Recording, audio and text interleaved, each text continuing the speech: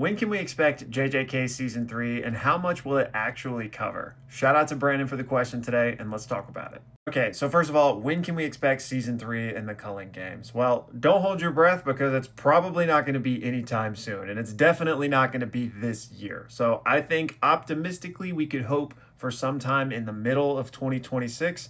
But we'll see because we just had Anime Japan and they did not even mention Season 3 at all. And Mappa just has their plate full right now. They've got the Chainsaw Man movie, they've got Hell's Paradise season 2, they've got Lazarus, which is airing right now, and they have like 16 other things as well. They are working on it, but yeah, I would say let's hope for 2026. But now, when it does arrive, what can we expect season 3 to cover? I have a lot of people asking me if that's when we'll see Gojo versus Sukuna, and no, there's no shot that that will be in season 3. There's just too much to cover before we get to that point. I would say optimistically that could be season 4, but a lot of people have also thrown out the idea of maybe a Gojo versus Sukuna movie. And honestly, I'm kind of torn on if I would want that or not. The increased budget for a movie would be nice for even better animation, but I don't want them to like try and cram it down all into a movie for like that mini arc. I think I would like the breathing room to just express that over some episodes in a season. But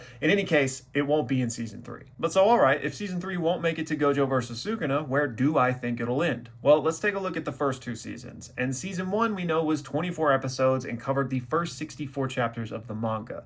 Then season 2 was only 23 episodes and covered about 70 chapters of the manga, which means we could expect season 3 to cover roughly 60 to 70 chapters as well. And if that's the case, I think there are 2 prime candidates for where to end the season. And spoilers beware for any of my anime onlys out there. But the first place I think we could end it is right after the Kinjaku, Yuki, and Choso showdown. That would be an excellent climax to the season after building up to it through the Culling Games the entire time. Plus, it would be an interesting cliffhanger to see that Kinjaku actually successfully beat them and captures Tengen, right? It'd be like, oh god, what's gonna happen now? But for my money, I think they gotta end season 3 right after this moment, right after the Enchain Binding Vow is finally invoked. This would be one of the greatest cliffhangers in anime, in my opinion, especially for people that like didn't know that this was coming. Just to see Sukuna transfer into Megami, have that quick little scuffle on the rooftop where, you know, Yuji kind of goes insane for a little bit, and then boom, he and Urume just fly away.